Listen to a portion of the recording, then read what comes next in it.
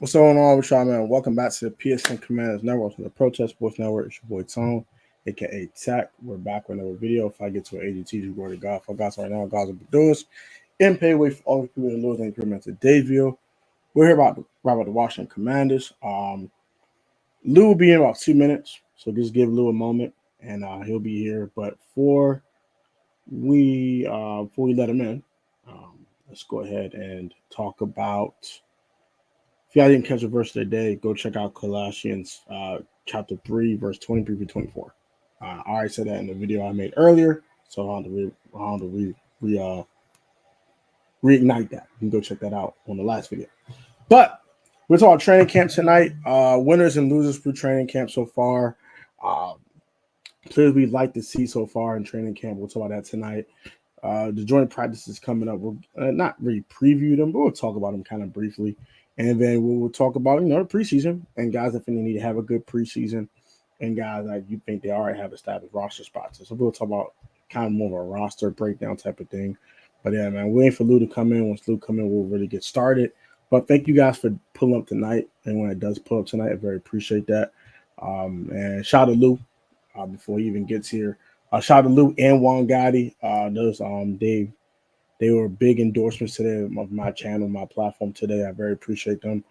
Even promoting my channel. They didn't have to do that. They didn't have to tell people to subscribe or anything like that. So big shout to them and big ups to them. I very appreciate that a lot.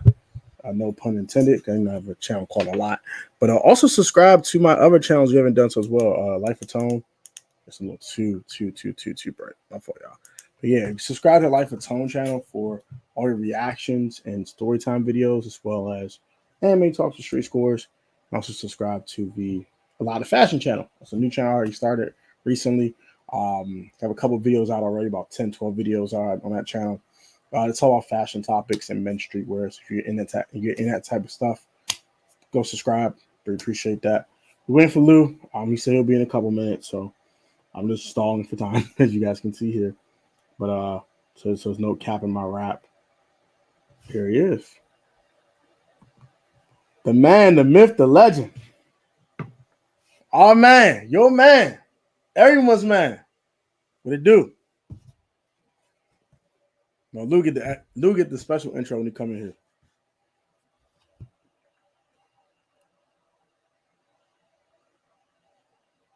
You muted, bro. I can't hear you. Uh-oh.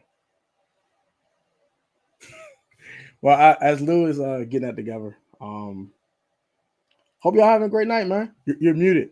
Can't hear you. Mute. All right. I should be good now. All right, cool. Lou, the man, the myth, the legend. What it do? What's going on, Toms? What's good going on with you? How you living? Man, can't call it, bro. Just trying to maintain as we get closer and closer to this start of this season, man. Right. Ready to see these boys hit the field. We won't have to wait much longer for Thank that. God. So. We got like another 3-4 days, 5 days. Yeah. Thank God. Yeah, about 5 days roughly. Saturday. Yeah, Saturday. Can't wait. So we're gonna talk some training camp tonight. You know what I'm saying? Talk about the roster, the guys you think that have established themselves as guys that or should make this team. And guys, you know what I'm saying? A little shaky. Yeah. Kind of slipping a little bit. And I want to talk about your 53-man roster breakdown you did the other day because I found some things very interesting. That's what I disagree on, but I found it very, very intriguing. So, first off, I saw the safety room. You get an interesting name on there that I don't disagree with, but a lot of people are kind of soured on because he's not running with ones and twos. And that guy is Derek Forrest. Yeah. What are your thoughts on his game? You think he's going to actually make the roster, or are you just kind of hoping for that? Like, what are your thoughts on him specifically? So with Derek Forrest, it's going to be interesting because he just injured himself too. He did that after I put out my projection, but I mean before then, like you said, he wasn't running with the ones or the twos necessarily, but I still felt like there was value there in him when the games start and they see what he is, because a lot of what they've done so far hasn't been in game like situations. It's practice. We've seen Derek Forrest in games. We've seen Percy Butler in games. And unless this is a different version of Percy Butler, and again, it very well may be, because if we're talking about from a talent standpoint, Percy Butler is extremely talented. And there's a lot of traits that he has that will make him valuable to this particular staff if he's able to put it all together. But from what we've seen from Percy Butler, it's tough for me to ignore the things that I've seen from him from a tackling standpoint. They're very big on tackling, and Percy Butler is not a good tackling safety. So I think when the games start, when they start seeing these guys out in the preseason games, I think things will start to shift if he has to be healthy. If Defoe is on the field, I think they will be more inclined to go with him versus Percy Butler. Now, you also have to factor in something else. Butler has a couple more years on that rookie deal. This is it for Derek Forrest. So if they were choosing between the two of them in particular, because I still think they're going to keep their draft pick, Dominique Hampton. If they're choosing between the two Rivera holdovers at the safety spot in particular, I think they're more likely to be inclined to go with Percy Butler in that regard, because there's, a couple more years of him being on the contract. So theoretically speaking, it's almost like having a player that is not necessarily better in 10th grade in high school on the team, but versus say a 12th grader or even an 11th grader, we could say, a 11th grader versus a 12th grader. In that coach's mind, that 12th grader may be able to help us right now a little bit more than the 11th grader, but that 11th grader, if I keep him in my program this year and go into next year, I might have something. So I'm gonna give the guy that I think has a chance to grow within our program the opportunity versus the guy that may only be here for one more year. So that may turn out to be the case. I just think when the games start, long story short, when the games start, I think Derek Forrest will be able to prove that he is more of an asset to this staff this particular season upcoming than Percy Butler. He's got to be healthy, obviously. He wasn't healthy last year, and he's already dealing with a slight injury this year. So hopefully it's not something serious. Agreed. And I don't disagree with none of that you stated, because I do think Derek Forrest is the better player than Percy Butler from what we've seen. Mm-hmm. Percy Butler takes terrible angles. Yes. He's gotten burnt. He's gotten scorched. He's got banished to no man's land, whatever you want to call it. It's been bad for him at times. Marvin Mims gave him the works. I said, dang, Lord. I ain't seen no one put the works on Derek Forrest like that. Yeah, not like that. When my man's in no man's land, don't know where to do that. Like that's never happened to Derek Forrest. That's as right. bad as his tackling angles have been too, he ain't been the best tackler in the world. His darn self. When he does hit somebody, he does put a hurt on people. But i.e. Travis Etienne, I mean, he might still be hurting from that tackle. But nonetheless, I just seen better ball skills from Derek Forrest. Pause. I've seen better play from him than Percy Butler. So I do see why people will go with Defoe over Percy, but my staff might not like Defoe. And that could be the case too. Like you said, he's been running with the threes, so they may not be overly impressed with what they've seen to this point. But I'm gonna still stick with the guy that I know can play at this level. I haven't seen consistent play from Percy Butler yet. But again, different staff, different things being asked. Who knows? It could be as simple as a change of scenery in terms of the staff, and all of a sudden Percy Butler looks like a different safety out there on the field. So I can agree with that. And I definitely agree with them holding over Dominic Hampton. Have we ever heard too much about him? But I mean, he is a draft pick. This is their first draft. I don't think they're going to cut any draft picks. It's not Javonte John Baptiste. That's a 7th rounder, and you took a 5th round flyer, I guess, on a guy like this. So, and I kind of, like you said about him and Jeremy Chin, like they're kind of like clones too. I don't disagree with that either, because they look like the same player. They play similar styles. makes sense for him to kind of learn from Jeremy. And if you can't sign Jeremy next year, hey, here you go, new star at safety. Dominic Hampton, there you go. Problem solved. Don't need to draft a player. Don't need to sign a player. Ta-da, done. Don't have to worry about it. So I agree with him making a team too. You admitted a certain former, I guess second stint Commander Redskin wide receiver, and you call him JC Ice, Jamison Crowder. Why omit Jamison Crowder exactly? So, what is the value of a Jamison Crowder exactly? Right. A lot of people say punt returner, but as long as Zacchaeus can do it, I don't think there's any room for Jamison Crowder. So I do see what you were saying on that. Like if Alama Zacchaeus can do it, he's younger, faster. What's the point of Jamison Crowder being here? Yeah, and you know, Jamison Crowder provides you with some ability to catch the football. We know he can be a really, really solid receiver. Like that's something that shouldn't be understated either. But in the grand scheme of things, I mean, there are other guys that can play the receiver position and still offer you, because Jamison Crowder isn't running down making any tackles on special teams either. So there's other guys on the roster that can provide you with some receiving ability and run down and make tackles on specials and things and really offer you more there.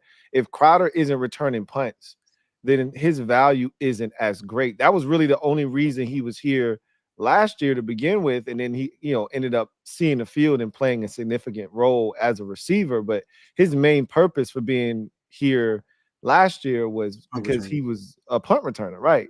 So if he can't handle that role this year, and clearly he has not locked that role down, they're trotting guys back there left and right. Guys, 4 or 5 dudes there every day. Every day, it's, you know, you're hearing about 3 or 4 different dudes from those days either. So I just think that it's a numbers game, and I just don't see how, you know, and they re-signed Jamison Crowder. So it's not like they didn't like him and they inherited him. They got here, he was a free agent, they re-signed him and brought him back. So clearly they think highly enough of him to have brought him back, but they also brought in other guys that serve as competition, and one in particular is starting to stand out too, and that's Mikey Sainristil as a potential punt returner or kickoff return man. So if any of these dudes pans out and gives them, you know, a little bit more juice back there, because, you know, Jamison popped one last year and he ain't scored, right? Because he don't have the juice for real, you know. So if you can get somebody else back there with a little bit more juice that can offer you a lot of those same things that you feel like Crowder can offer you, then once again, I don't see the value in holding on to a Jamison Crowder. Now, again, it may not be at the expense of the person that I had replacing him. It could be a totally different receiver, because I ended up keeping Byron Pringle, and he may not make the team either. He just got here. It's rare that a guy that just got here ends up making the team. So I could see him not making the team either. But it could easily be somebody else that's already in the wide receiver room, Bryson Tremaine or Mitchell Tinsley or one of those other guys. Yeah, I like what both of them have done. I'm glad you brought both of them up. Both of them have a really solid camp. I like what Mitchell Tinsley's been doing. I like what Bryson Tremaine's been doing. He's making some crazy catches. I saw him make a crazy catch when I was there Friday. I said, Bryson Tremaine, hold on now, sir. Hold, sir. Hold. You can't just be just doing like these when people are like, hold, sir, hold on now. Those with the threes, I get it, but guys, it don't matter, man. If a crazy catch is a crazy catch, right? Oh shit!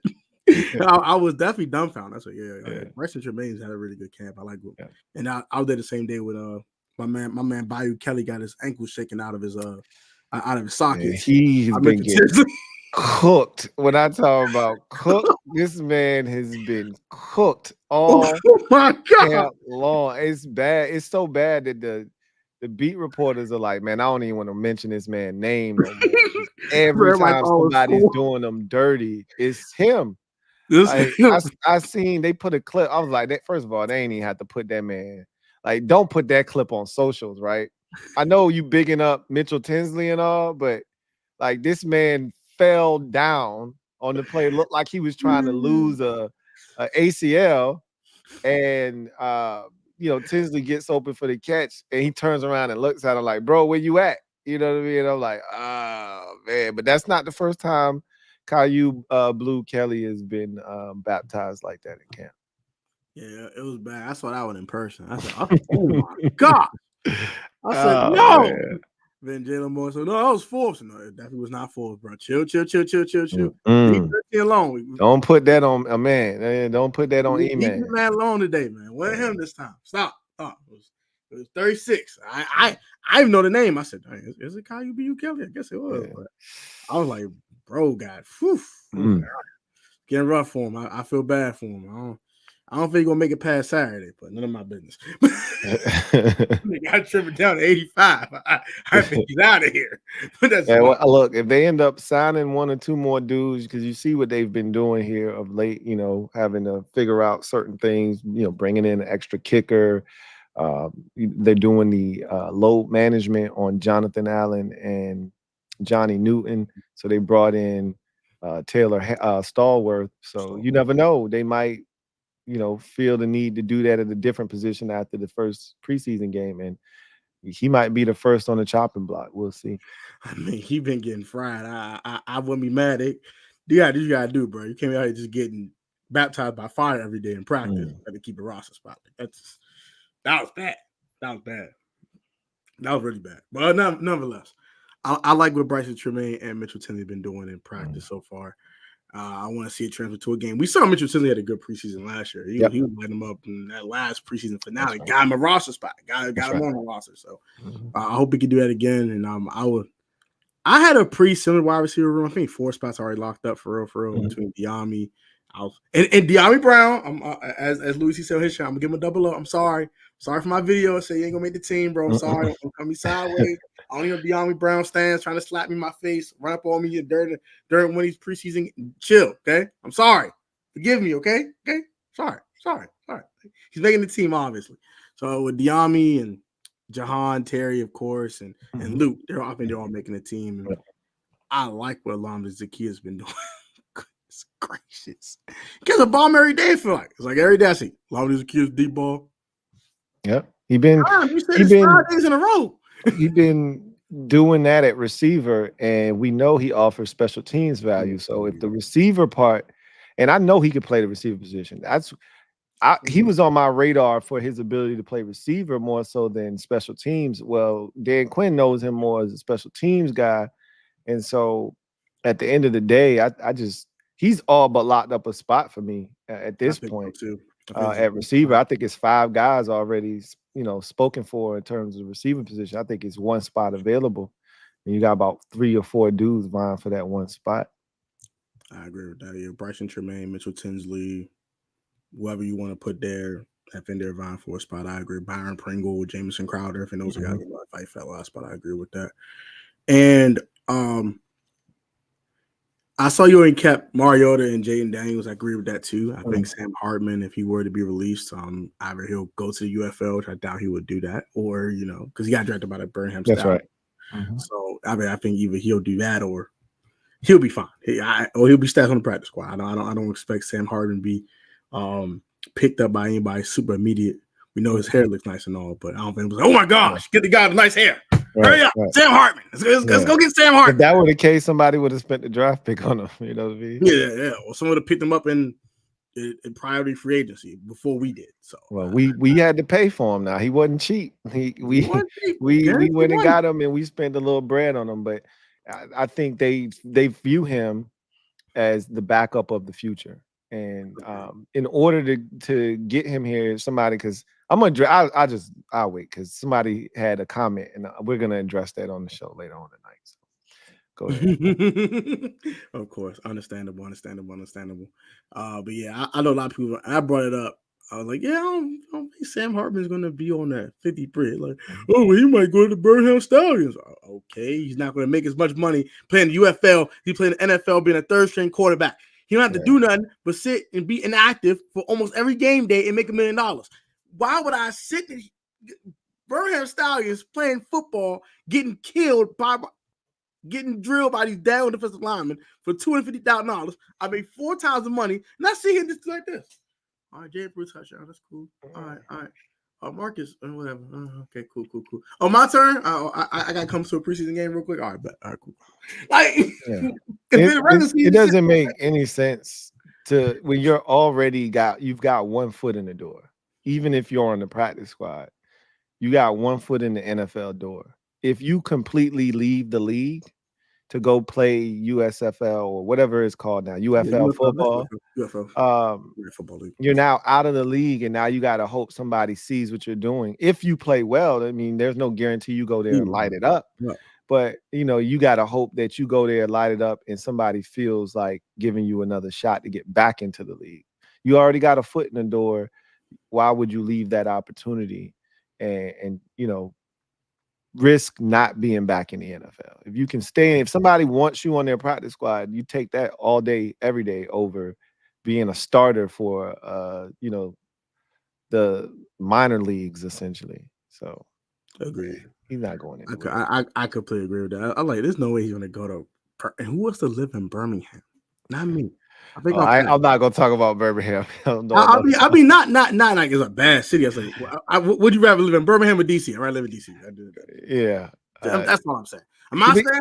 As a competitor, you want to play. So the allure of having an opportunity to play versus sitting on the bench, as you mentioned, for the entire season isn't that appealing. But again, you go back to what's best for my career long term, and being in the system all year long, being a part of the team, even in a practice squad capacity, puts you in a position next year to be the primary backup. Why would you throw that away? That doesn't make any sense. Or if someone likes you in preseason, it's like, oh man, that could happen too. It might take a pick at you. Say, oh, I like some Sam Hartman. I'll take a crack at him. Y'all want to keep him. You don't? Oh, okay, cool. Hey, come on over here. Right. So it's too many avenues for him to stay in the league, for him to go to Birmingham. It just doesn't make sense. I completely agree with that. Shout out to Hassan. What's up? What's going on? Big Lou in the building. Y'all know when Lou come in the building. It's lit when Lou come in here. Legendary Louis T, the man, the myth, the legend. Y'all already know, man. There would no Commanders YouTube without Louis T. Okay, we have to understand this. There would be no Washington Commanders YouTubers without Louis T. Okay, so yes, I can't take credit for that, man. I can't do it. I would say it took a lot longer than I just think this is the only thing I take credit for was I was able to get all of the eyeballs in one spot so that when others decided to come along and do it, they didn't have to go far to find the eyeballs. They were already in one concentrated location. And so when other channels started, if you watch this channel, then YouTube's algorithm is going to send you to this channel. And so instead of having to, do the work that I had to do to try to get people to find, me as a content creator covering, this team in particular, everybody was already here on my channel. And then, when the other channels start sprouting up, then, those same eyeballs went over there and was able to kind of jumpstart everybody. But I can't take credit because I wasn't the first person doing like content on the team. When I first got in the game, it just people weren't doing what I was doing. I'll just say that. But it was more like TTC, people talking trash and that sort of thing. It wasn't a lot of content. I meant like true content creating, like not like the trash talk bullshit. Like no. I mean like actual breaking down, giving analysis, giving like a true opinion about the team with evidence to back it up. Not just trash talking. I'm sorry. I don't look at shit talking as content. I was other people like Burgundy Fly Guy that was out back then. He was funny as hell though. He was a good dude. He was a good dude, man. Yeah. So it was a number of us out there, but yeah, man. I love the movement. I love the energy. I love how the number of content creators covering the team has grown exponentially, and it's a beautiful thing, man. So man, it went. I mean, when I started, it was like I would say Juan started his channel not too long after that. Ed, Skins Fan All Day, Big Simple. It wasn't that many of us. Now you got Rio's blown up to astronomical heights. My man getting all these sponsorships and stuff. Shout out to Rio. That's my guy. Street Scores, right? Rico been on YouTube before that. Shout out to Rico and Ed, and there's so many of us now. Like I said, Juan Gotti and my man Roy Black started his channel, Birdie and Gold Trim. Shout out my man. Shout out my man Derek. You know what I'm saying? He started his channel not too long ago. So many of us, man. There's so many of us, and I love it. It's been fun. And yeah, man.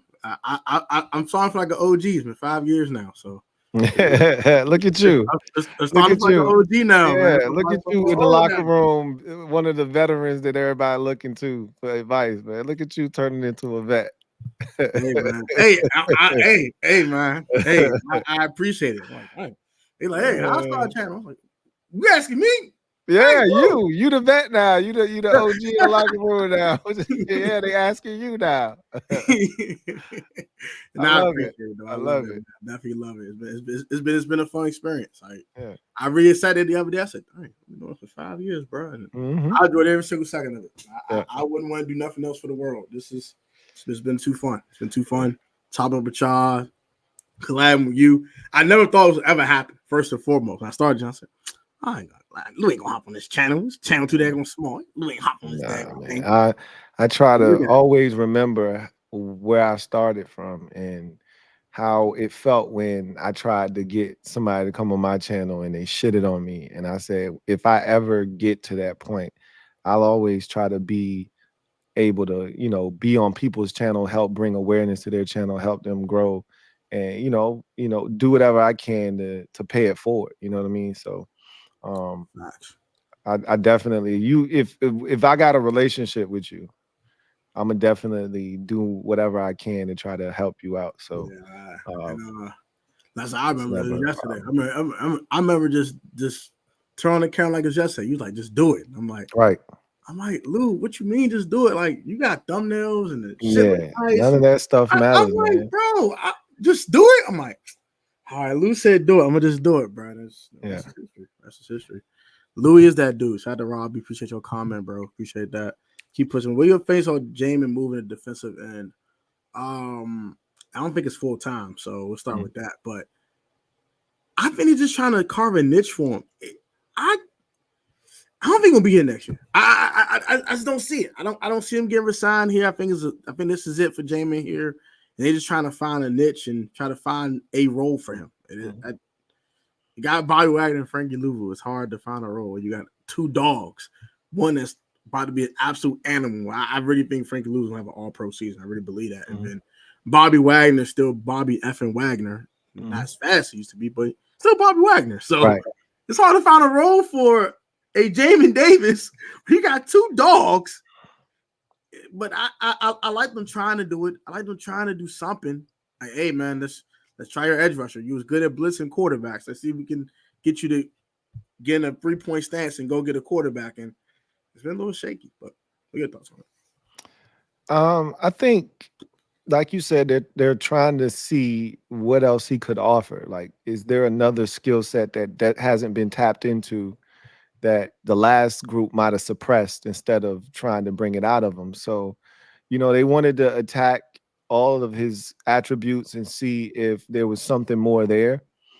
I think they, early on in the spring, used him as an off-the-ball linebacker. They had him running with tight ends and running backs to see if he could do that, and he can, and we've seen him do that throughout his career. So they were pretty comfortable with what he offered them there. So why he's been as an edge rusher all training camp essentially is because they know what he is as a first and second down off the ball linebacker. They don't doubt his abilities there. To your point, they've got a couple of guys ahead of him, so he'd be a primary backup, which is a good thing. But if they could find a way to cultivate him as an edge rusher in obvious passing situations, whether third and long or in end of a half situation like with Dante Fowler Jr., they would love to have him be in that role. It'll be interesting to see if they find other ways, because once you get him free, like if you can find a way to get him, loose, he's so fast. He closes the gap so quickly. You see that speed, and it's evident. So even if it's not in a traditional hand in the dirt, 3-point stance, or even a 2-point stance standing up to rush, I think they could find ways like a package or two to get him on the field in a blitzing capacity because he's so dynamic. You know what I mean? So I do think there's a future for him potentially, but to your point, he might not be here next year. The team may not be long term, the answer for him with this staff, but you never know what this season will bring and what he's able to showcase. But right now, I'd say that he's still, securely on this roster, and this season for sure. with the more reps he gets as an edge rusher, the more comfortable he gets. We'll see if it manifests itself in anything. If not, he can always fall back on just being what he's always been, which is an off the ball linebacker with tons of speed and attributes that will allow him to stay in the league for another 4 or 5 years. Yeah, I agree with that too. I do believe he has a future in the league. I just don't know if he'll be here, but right. But to your point, he has great closing speed. So as him as a blitzer, we've seen it. Yep. We've seen that 2 sacks in that line game in 2022 That's when right. he closed up on Jared Goff and knocked his head off a couple times. Mm-hmm. We've seen flashes of that. Like I guess I think the Packers, his rookie season, he had a tough rep versus Robert Tonyan for a touchdown he gave up. But right after that, he sacked Aaron Rodgers. So it's like we see flashes of that when he actually can knife through a gap and he's freed to a quarterback. They're getting their head knocked off. There's no question about it. It's too much closing speed. Unless you Lamar or something like that, or when he's super fast quarterbacks, you're not going to get away. You're just not going to get away. Unless you're a pocket guy, you're not getting away. Like it's over with. So I do agree with that. I think that's his best attribute, honestly. I know he can cover tight ends and running backs a little bit. Sometimes he gets the work put on him, but other times he covers them well. So it's a little inconsistent, but we see the ability to do that. So I definitely agree with that too. So, but Jay moving to DN full time ain't gonna happen. But I think some sub packages he might better get it done. I think he has a lot to learn when it comes to that. So we'll see what happens. Big money, Sonny. What's going on, Big Money? How you doing? What up? What up? What's cracking, y'all? I bet $100 with a friend of mine that will have a better record in the Raiders this season. Thoughts? I went double digits in the playoff win this year. Whoo! You're asking a lot. I think if the Raiders finish 7-10, we finish 8-9, you probably win your money, but I don't see playoffs. Sorry, but I see a better record than the Raiders. Yeah. I can give you that. You win your money, I think. That's about it.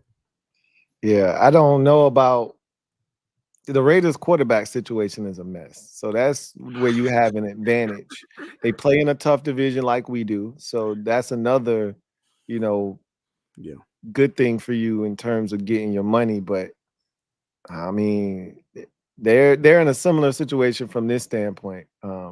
It's all new over there for the most part, and they believe in a head coach just like we do ours. So you never know when you got belief. And you said what you want about Gardner Minshew. He had the Colts 1 game away from the playoffs last year. So at the end of the day, man, if he could catch fire, get hot with the weapons that the Raiders possess, who's to say that they won't make a little bit of noise? But they're in the same boat as us in terms of record and what I expect from them. So it may come down to 1 or 2 games that separate those 2 teams. And hopefully you on the right side of it, Big Money Sonny. I agree with Tones.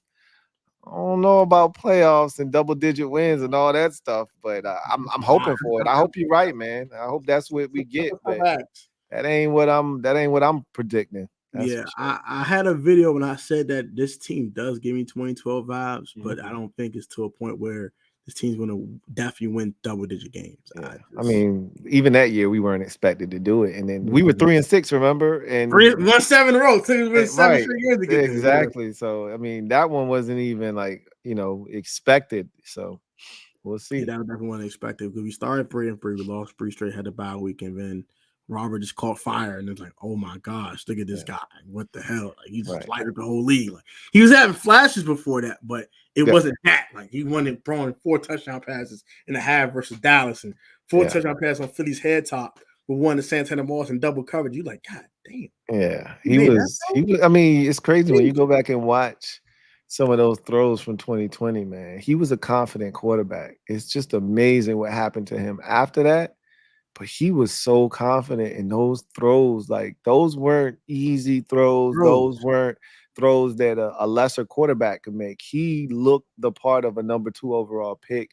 And then, obviously he got to his head, and next thing you know, defenses were defending him differently because he didn't want to run the ball and this, that, and the third. And then next thing you know, the confidence started to plummet, and the rest is history. So it's history, unfortunately.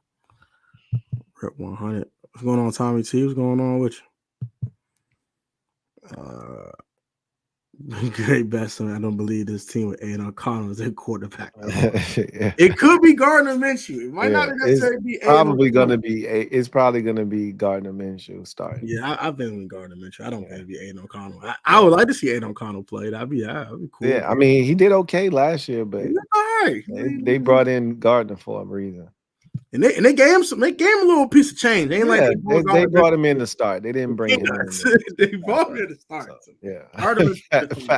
Facts. They didn't get no backup money. They gave him low end starter money, but it's starter money. So he's gonna start for the Raiders. I paying almost $13 million to a quarterback to not start, I think is insane. Yeah, no, that's not what that's not backup money. Like there's Taylor Heineke money 2 for 14, like went to the freaking Falcons. All right, cool. All right, he's a backup. That makes sense. But 13 million for a backup? Hell no.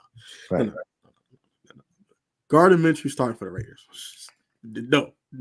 They might make it a competition and all that. Right. I mean, that's what you got to do. You got to make a guy work for it. But yeah, Gardner Minshew starting. He's Tay Adams, enjoy. Oh, speaking of Devontae Adams. Oh, yeah, you bastard. Yeah, you. Oh, I know you're going with this. Oh, my gosh. Oh, you're talking about our fan base. And that kind of came, that came out of left field. I didn't see that coming. Like, what did we do to you, bro? Like, I didn't really get that one and where that attack came from, but I mean, it doesn't make me feel any type of way. I didn't give a shit. I just found it hilarious, honestly. I was just like, you, bro? Right. Like, what is this? I was just confused as hell. Like, bro, why we getting strays from Devontae Adams? Like, right. Like, that's what I was like, what did we do to you? And I'm about to say, I looked up an article, I think it was from Hogs Haven, and saw the games that we had versus Devontae Adams. He only has 20 catches versus us in his career, 200 yards, and a touchdown. I was like, could we strapping you, bro, in 5 games? It could have been. It could be because he never went off against us. When we played the Packers all those years with Aaron Rodgers, even in the games they beat us, he was never really a huge factor in the outcome. I don't know. Maybe that's why, because outside of the playoff game that they beat us in 2015, and was Devontae even there yet? I think he just got there. I don't even know. He probably was there already. Yeah, him and Derek Carr came into the league, I think, the same year. They both came in 2014. Yeah, so he was a puppy then. He wasn't, who he became, 2-3 years down the road. So, he really hasn't had that much success against us. So I don't know. I don't know if that has anything to do with it. I don't know if he had a bad experience when he came here. But yeah, he was shitting on the city, the fans. I was like, bro, first of all, y'all go to Orlando for your hotel. There's nothing in Orlando, first and foremost. So start with that. Actually go to the actual city, moron. Start with that, okay? Secondly, why are we getting strays? Right. What do we do to you? I just was shocked. I was confused. I was like, what the hell? I was like, okay. Didn't see that coming, but all right. He's Orlando. This is the outskirts now, for real, no doubt. Like, man, hey, someone take Devontae out of the Rose Bar. Hey, we take John Wall, take all these Wizards players, these Commanders players. Take Tate out of the Rose Bar, and he'll shut up. All right, get on my nerve. Taking the Rose Bar. Stupid ass. I ain't felt like way, but I was just like confused. I was like, yo, what is and Antonio Gibson too? Like, what? I didn't have any issues with what he said, because what he said was true, and it was for that time period. It was true, and it was his truth. Like, Like, because we are where we are right now, we can't be upset that somebody who was here for all of that dysfunction is like, yo, they was dysfunctional. That's a dysfunctional organization. That may not be true now, but he didn't experience what we're experiencing now. He got none of that. Before it changed over to what it's become now, he was here for all of that Rivera bullshit. So, and Snyder bullshit. So what he saw was true dysfunction at its core. So I can't be mad at him for speaking his truth. I hope he has, good years in New England and keeps his career going and thriving. But he left here to go to New England, and they ain't shit neither. Like, we gonna be better off than them in the next 3-4 years. But good for him. I'm glad he got him a little bag, and hopefully he's very, very successful in New England. I think he will do well there. But all that trash talking, I get it. I get it. I get it. It was rough here. You had to deal with switching positions and head coach, and then what the hell he was talking about half the time. We'd be eliminated from playoff contention one time. You know what, though? Offensive coordinator was inept as hell. I get it. I get it. I would have loved to have seen him on this new kickoff here, though. We just 1 year too late for him, because they look at it as a glorified running play. And he's essentially a running back. So it would have been nice. Yeah, it would have been nice to see if he could have, hit a seam and use that speed. But I wouldn't be shocked, because I'm pretty sure he's going to be returning kickoffs in New England. That's my guess, because he did it in college and was very good at it. My guess is he'll be returning kickoffs, and I wouldn't be shocked if he broke one or two of them this year. I wouldn't be shocked. I was surprised even. And things like the screen game and things that get him in space. I was surprised he broke a big one. He broke one in New England. It was at Buffalo. But he's done it up north before, so he'll be fine. I wish Gibson nothing but the best, and just keep my team out your mouth, bro. That's all I ask. Just keep my team out your mouth, G. I no hate. Just keep my team out your mouth, bro. That's it. Wish you well, sir. Wish you well. You had to go. I'm tired of fumbles, by the way. But whatever. Mr. Fumble Wise can stay over there in New England. Have fun. So when it comes to training camp so far, who's your biggest winners so far in camp, and who's your couple biggest losers in camp so far? So far, it's kind of low hanging fruit, but Brandon Coleman is by far and away the biggest winner so far, because, as a third round pick, I think there were expectations, but I think they had to be tapered a bit, because he's a rookie, he's a third round pick, and, we had guys that, theoretically speaking, could start. We didn't love any of the options necessarily, but it didn't seem like he was going to be ready. And by listening to some people beforehand, it didn't seem like he was going to be ready. So for him to have put, I don't want to say a stranglehold, because this week is going to go a long way in determining if he's going to be our starting left tackle or not. But for him to put himself in the position that he's in right now, where he's the clear and decisive leader in the clubhouse at left tackle, speaks volumes to his preparation, the things that he's done to this point to put himself in this position. And now here comes the big test this week in these joint practices and the preseason game. Another big winner, I think, is quarterback Jaden Daniels. Again, it's low-hanging fruit. I get it. But he's come in and he's just been exceptional. And a lot of the praise that he's gotten, they didn't have to give him that praise. It didn't feel forced like how it did with Dwayne when Ron was here and they were, God rest his soul, but they felt like they were trying to prop him up, but they didn't believe what they were saying. They were just saying these things because they felt like they said Dwayne earned the job. No, he didn't. They even said after the fact he wasn't staying late. He wasn't the first guy in. He wasn't staying late. He wasn't doing the things that he needed to do. So this doesn't feel anything like that. It doesn't feel forced. It feels like it's organic, like he's out here putting in the work, doing everything, growing, at the position at a rate that they didn't expect. So he's a guy that's definitely stood out. Mike Samerstill, they've been super impressed with him. and what he's done. And now they're like, yo, this man is trying to get on specials, right? Kickoff and punt return, etc. So he's another guy that stuck out. Another name, I'll give you one more. I don't want to take all of them. But Benjamin St. Juice, by all accounts, is playing really, really well in camp. And they're really impressed by what he's done to this point. So they think he has a chance to be really good in this scheme. And, Juice himself has said that this scheme is light years better than what they've been doing because it gives them, clear decisions, like clear, decisive ability to go jump stuff.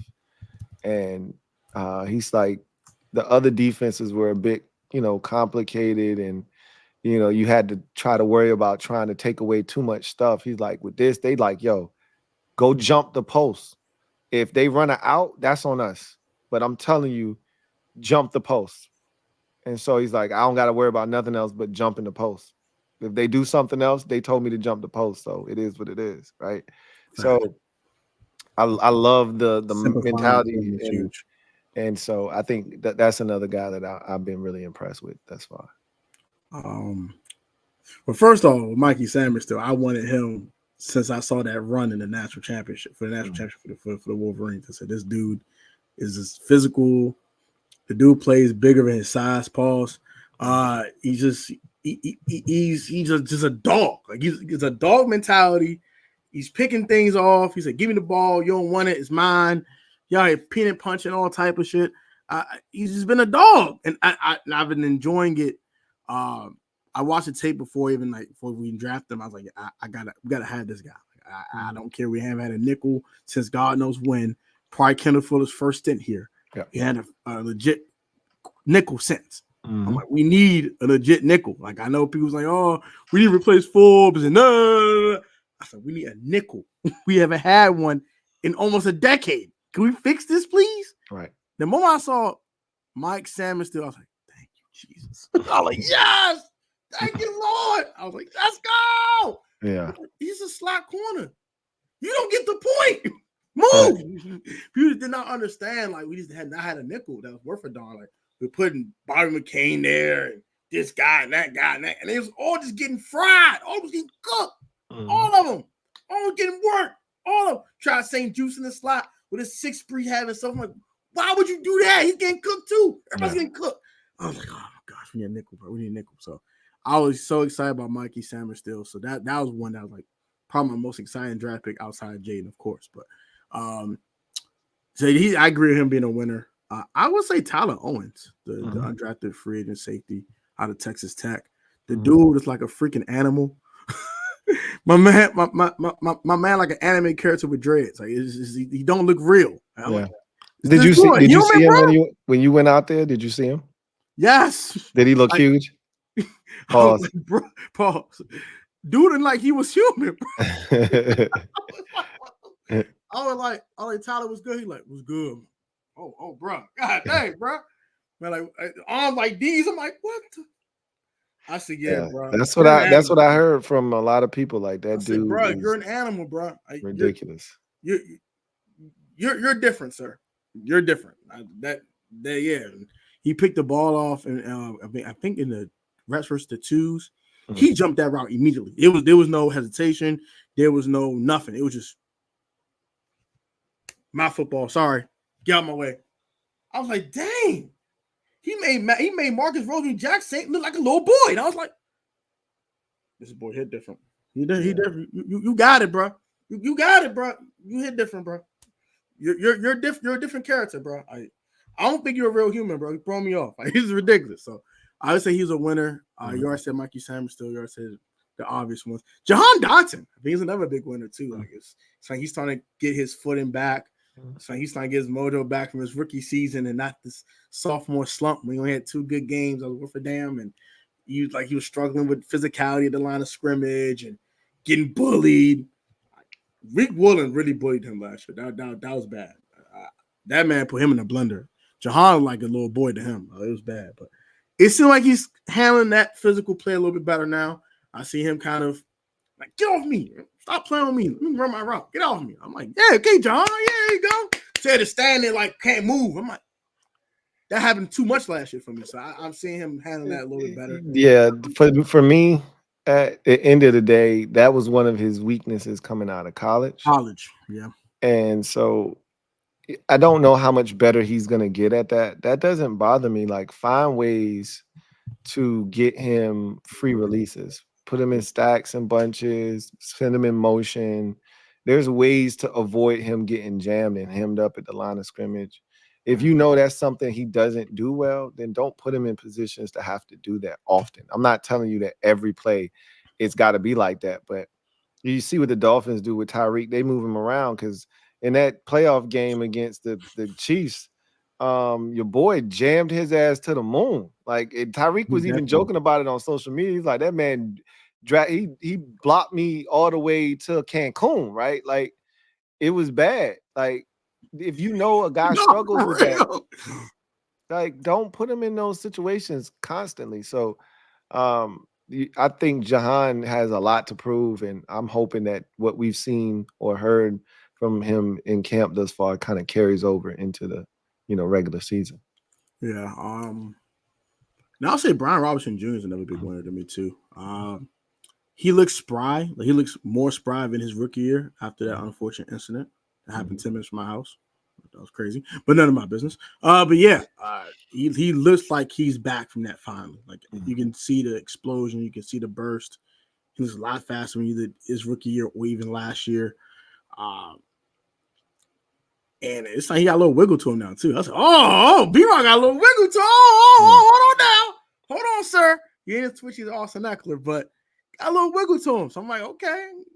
And we see the versatility of him catching the ball, things of that nature. We saw it the last couple of years. We're seeing it more now too. So right. I think he's due for a huge season. I think Brian Robinson's going to be. I think he might be a 1,400-yard all-purpose back when everything's said and done. Maybe 1,000 yards rushing, 400 yards receiving. I think he's due for a huge year. I really do. So, so what's your biggest loser from camp? I think right now, I don't know if I have a bunch of guys that I'm like super disappointed in to this point. There's been guys that we really haven't heard anything from, but that doesn't mean they're not doing anything. It just means they haven't stood out. But I think there's the only guy that I'm like wondering, what are you up to? Is Defoe, who we mentioned earlier. Yeah. I don't really know, what he's got going on and how he's performing or, this, that, and the third. Because honestly, there hasn't been someone that I went, oh man, he's really not, holding up his end of the bargain. He may not make the team. Most of the guys who, I expected to make the team are doing what they're supposed to do.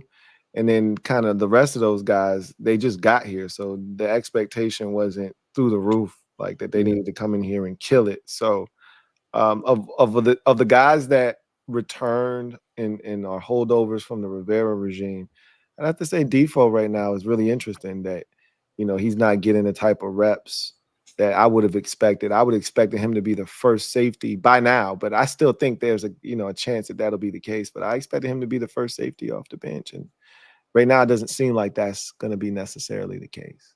So, yeah. My biggest, as you said, Defoe, I agree with that. I would say a second one I'm slightly disappointed in. And this one could be a lack of him playing the position for as long for a long time. He's a former quarterback, so I guess you probably know where I'm going with this. Wide receiver Luke McCaffrey. I'm a little down on him, not too much, because I get it. He's only been playing receiver for 2 years. You're going from college to the NFL. You're going from Rice to the NFL. A huge adjustment period, and it could be a little adverse for him. He's running with twos and threes, not really getting not running with the ones. Top 100 pick. I kind of want to see you run with ones. I think that'll be something that I think I should expect, but I'm not getting that. But I kind of also get, like I said, with lack of experience playing the position. So I kind of get it, but I kind of want to see more. And I kind of wanted to see him take that from De'Ami Brown, but it's like De'Ami got that wide receiver 3 thing on lock. So shout out to De'Ami, and I've been very impressed with De'Ami too, by the way. So shout out one De'Ami Brown. Yeah, I mean, I mean, I guess you answered that question already, but I was like, who you taking off the field to put him on the field? I mean, I thought that it's a natural progression for him to run with the twos right now. 2s and 3s is where he'll probably be until he proves himself. He's making the team, so that's not a yeah. I know he's making the team. I ain't worried about that. So I think him running with the 2s not that disappointing to me, but we'll see when the season comes and how he's utilized and can he get on the field. Like if he can't even get on the field, then that's a different set of circumstances there, and then we can discuss that then. But right now, I think the preseason will be interesting because I expect to see him, dominate in the preseason. But we'll see. Yeah, I expect him to be pretty dominant in preseason too. And speaking of Mitchell Tinsley, shout out to Jairus's comment here. Mitchell Tinsley is talking about my boy Nick. First of all, I'm been a Mitchell Tinsley fan. I'm a Penn State fan, so any Penn State alum, I'm going to like them. So first and foremost, I personally want Mitchell Tinsley on this team. So first and foremost. Secondly, he's been doing pretty good in camp, and I think he's have a huge preseason. So I'm not worried about Mitchell Tinsley. I just got, are you going to pick him or pick someone else? Like, that's the only question between that last roster spot between him, Bryson Tremaine, and got Jamison Crowder and Byron Pringle fighting for that last spot. Are they going to like him or like the other guys? Kaz Allen, too. Don't forget about him. Yeah, and Kaz had a really, really, really solid start to camp, but it got a little quiet. So yeah, facts. I agree with you. He got off to a pretty fast start, but we'll see what he does, man. Like I wouldn't sleep on him either. Yeah, I'm not completely sleep on Kaz either because his return ability too is huge. So I can't fully sleep on him as well. It might take Luke a while to kind of get used to playing the wide receiver position, but I hope he get his footing together. Jamie Chin taking his reps. Are you talking about for Derek Forrest?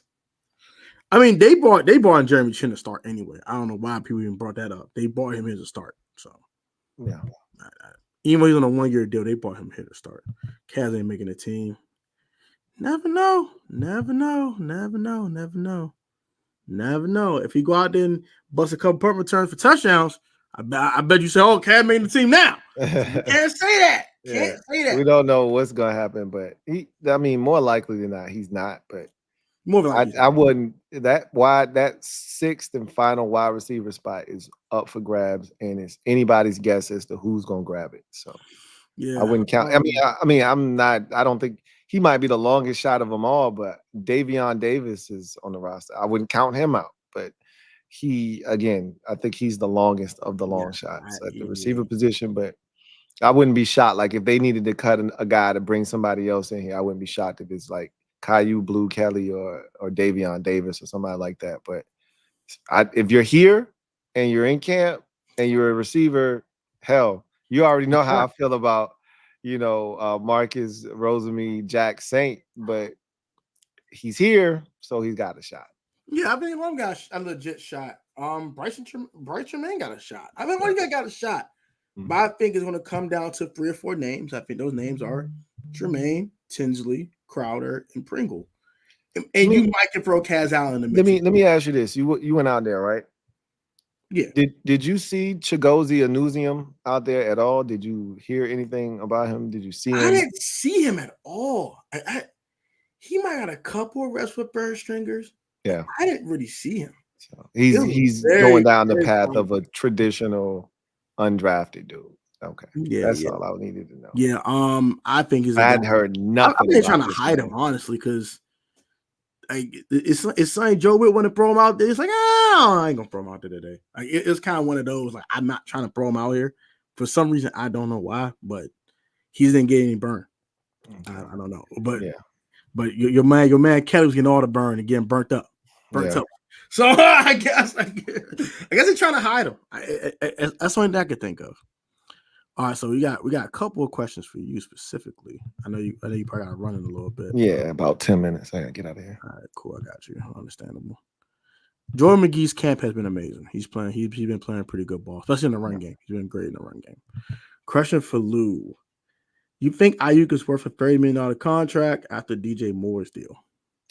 Well, you know the money's gonna keep going up. So at the end of the day, that's why waiting doesn't do you any good, because the more you wait, the more guys get paid, the higher the price goes. As Fat Joe likes to say, today's price is not tomorrow's price. So the price of, the wide receiver brick has gone up, right? If you really want to sign a guy like him, that's why you wanted to try to get in and get it early. Now that you didn't see Amon-Ra St. Brown get what he got, and you see what DJ Moore just got, he's not up there with the Justin Jeffersons and things of that nature, and the Tyreek Hills who just got those ridiculous contracts, but he probably views himself as the next notch below. Yeah. And I wouldn't put him there either, but that's what he's looking for. So that's probably what the next team, whomever it is going to have to pay him. And that's the going rate. Like, in my mind's eye, if you brought him here, it just would be tough to stomach knowing that I don't think he's better than Terry. That's just my personal opinion. I don't think he's better than Terry. And if you bring him here, you're going to be paying him more money than Terry. He'll be the highest paid player on the roster. And that's a tough pill to accept and swallow when you've done nothing here. And you've had a couple of nice seasons, but Terry's had 4 really good seasons. None of them look like the one he did last year, but I wonder if you take Brandon Ayuk out of San Francisco, out of that system with Kyle Shanahan and all of that good stuff, I wonder if he's still the same receiver. Like, I really question that. I don't know if he transcends systems or not. That's why I'm a bit hesitant to, go all out, trade for him, pay him, all that good stuff. If they got him in free agency, I would be elated. But I'm not willing to trade anything for him because I'm not sure. And I feel that. And I feel that. I had a video about this already. I thought who's a better wide receiver. I had a poll on my Instagram, and people voted for Brandon Ayuk. He got more votes than Terry. And I was kind of surprised about that. Mm-hmm. I think both are very comparable to each other. I wouldn't say one is better than the other. If you want to give an edge to someone, I would give a slight edge to Terry McLaurin. But I think both of them have comparable skill levels. I honestly, I think it's a toss-up. I want to be honest. I think both of them have elite traits. I think the one with Ayuk is his route running ability, and I think Terry's contested catches. I think Terry's the best contested catch guy in the league. That's just my opinion. I think Ayuk's one of the best route runners in the league. But I don't think I think they're kind of even. I really do. And a lot of people say, "Oh, he had 1,300 yards last year." I get that. He did it on very little targets. And he took advantage of those targets. So I do get why people thinking that Ayuk might be slightly better than Terry. And people say, "Oh, Terry had 1,000-yard years 4 straight seasons. He's been consistent, Mr. Consistent." So I get why people say Terry's better. So I think it's apples and oranges. I think it's even Steven. I really do. I think they're very, very comparable, same skill level. I think both of them are top 15 receivers in the league. And I just think both of them have different elite traits that make them special. So one's a great route runner, and one, hey, he go up and get his routes for you. You're not getting this ball, the DB ain't getting it. That's Terry McLaurin's football. It's not a 50-50 ball with Terry. It's a 90-10 with Terry. It hit different. So that's my thoughts. Lou, like, you really say Terry better? Lou was like, what? I'm listening to you. I mean, at the end of the day, everybody's entitled to their opinion, man. I mean, I've said how I feel, so I mean, it is what it is at this point. I said if I gave the edge, I give it to Terry. If I gave an edge to someone, I will give Terry McLaurin the nod. But I don't. I think they're pretty comparable to each other. And this is the last question I'm gonna ask you for you guys. I know you gotta run. Mm-hmm. And a lot of people are putting Terry in the elite category. Mm-hmm. And do you think Terry McLaurin's an elite receiver in the league today? What's your definition of elite? What's your definition of elite? There we go. Yeah, I mean, I've answered this a million times. He's not. I know, but if elite is the upper echelon, the upper crust of the receiver position, it's Justin Jefferson, it's Jamar Chase, it's Tyreek Hill, it's Devontae Adams, it's those type of players. Does Terry McLaurin look like those guys to you? Does he play like those guys to you? And I don't want to hear about this quarterback or not having that quarterback. Does he look like those guys? Does he resemble those guys in his movement skills and the way that he plays the game? The answer is no, he doesn't. Like, you can't be an elite receiver in this league if there's like zero run after catch.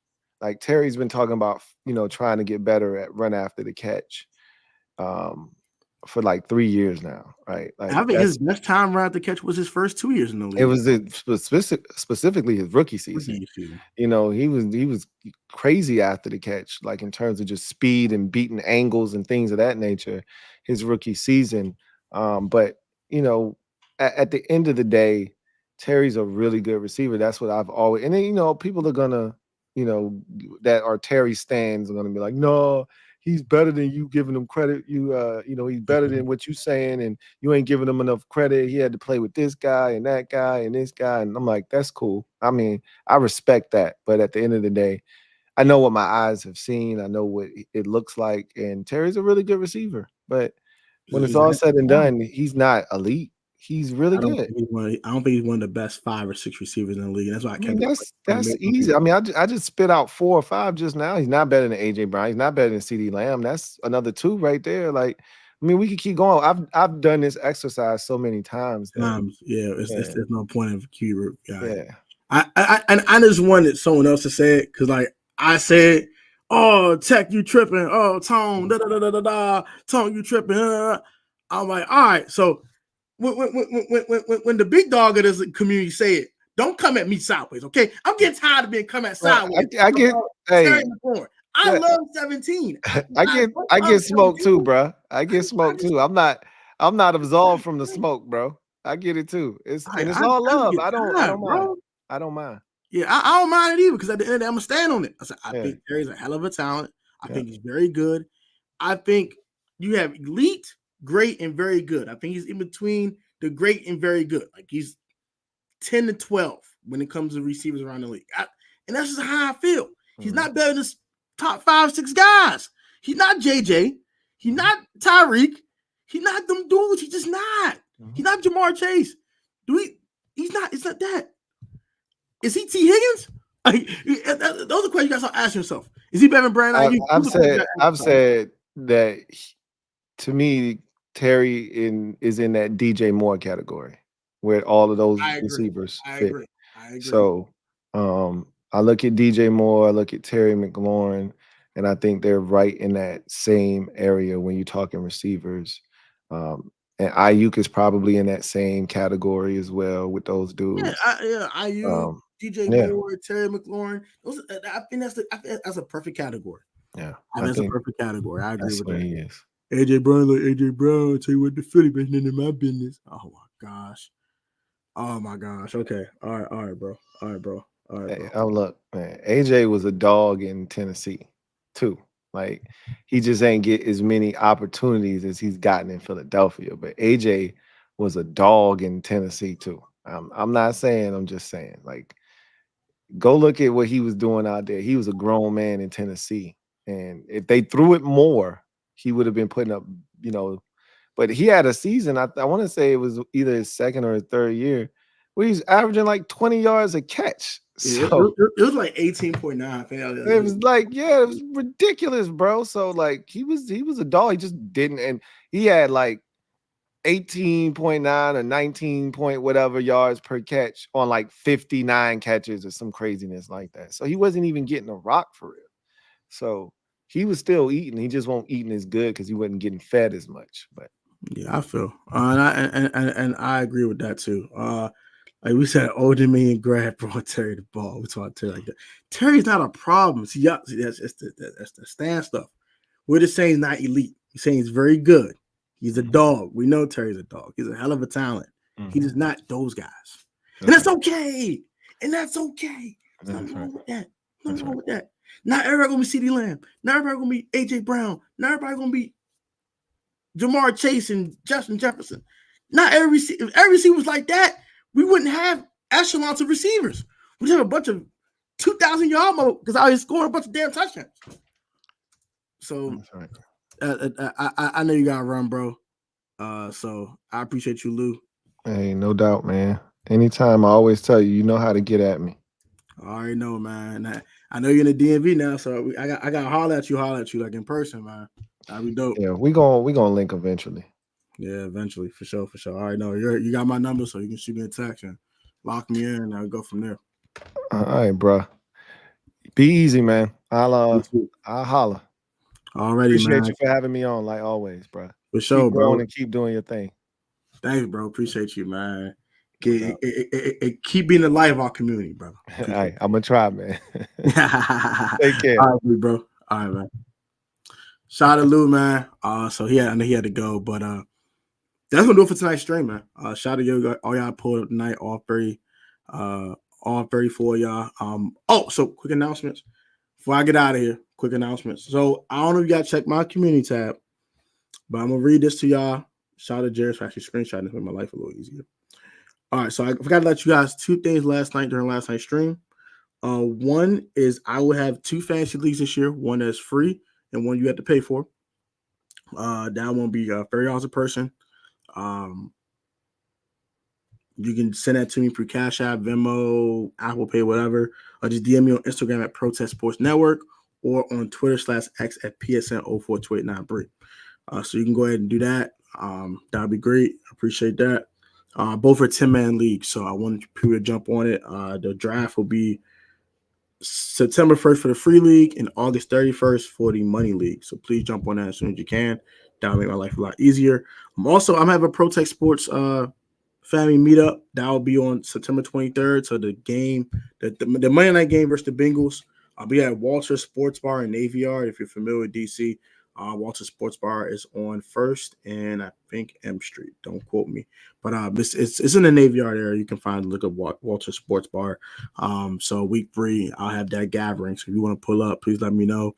I have a reservation for about 10 people. So that'd be great if you guys can pull up and enjoy some time. We can kick it, talk a little football before the game, watch the game together, or everybody get home safe and go about their life. So that is going to do it for tonight's live stream. That's going to do it for my announcements. So you guys be easy, be safe, stay healthy.